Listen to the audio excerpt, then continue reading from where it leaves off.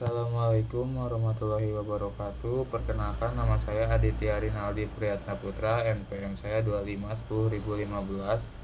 Di sini saya akan menerangkan hasil dari diskusi dari tugas Bapak Subelo. Yang pertama ada apa itu negara. Negara adalah suatu organisasi kekuasaan yang dapat mengatur masyarakat dengan alat-alat perlengkapannya sekalipun dengan menggunakan paksaan. Karena dengan kekuasaanlah negara dapat memaksakan kehendaknya terhadap siapa saja yang ada di wilayah kedaulatannya.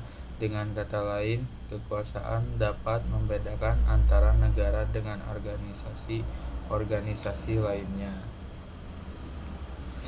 Lalu yang kedua ada gagasan tentang konstitusionalisme.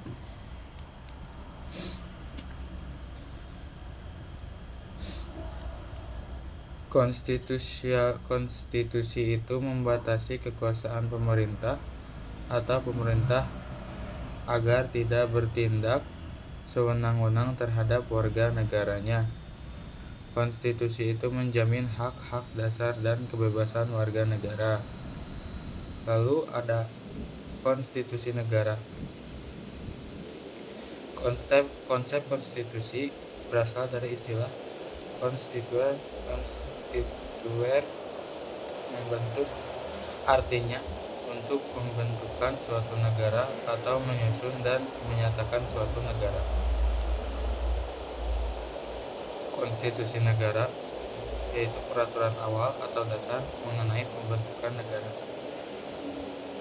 Lalu ada istilah UUD, merupakan terjemahan dari istilah Belanda grondwet, grond dasar atau tanah, wet yaitu adalah undang-undang.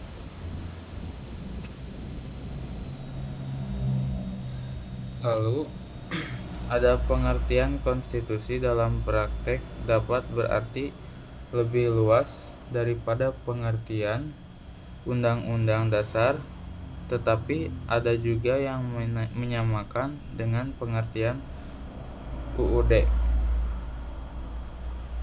Konstitusi juga dapat diartikan sebagai hukum dasar.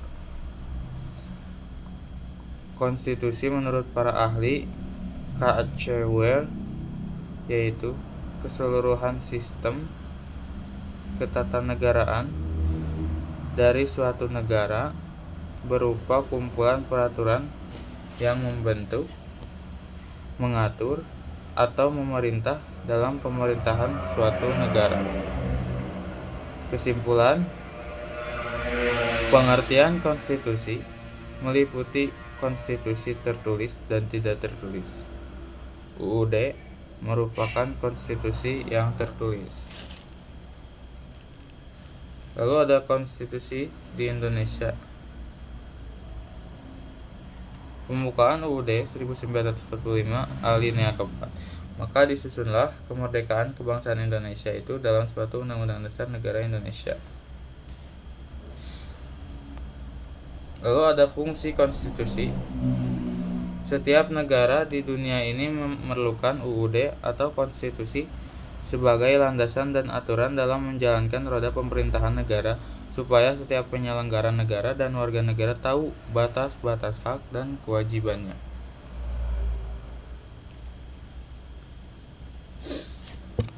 Sekian video diskusi dari saya. Mohon maaf bila ada kekurangan. Terima kasih. Wassalamualaikum warahmatullahi wabarakatuh.